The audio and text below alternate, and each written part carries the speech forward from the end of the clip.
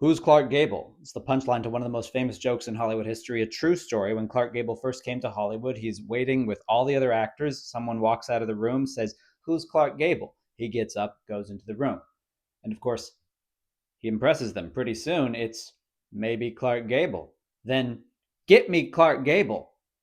And then Clark knew the silent movie stars had gone by the wayside. And one day he hears from a producer that they're wanting to make a movie, but they need a Clark Gable type. Why not just ask Clark?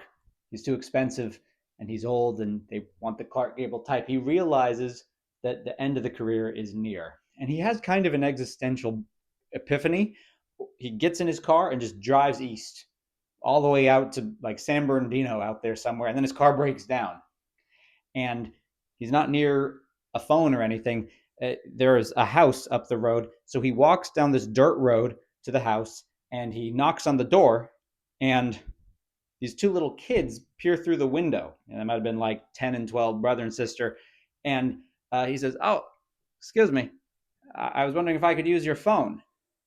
And they crack the window open a little bit and they shout out through, "My mom says not to talk to strangers." And he says, "Oh, well, I understand it.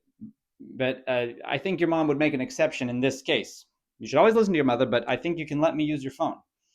And they said, "Did you know her?" And he said, "No, but I have a feeling she knows me."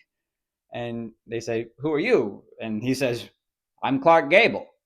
And the kids look at each other and they say,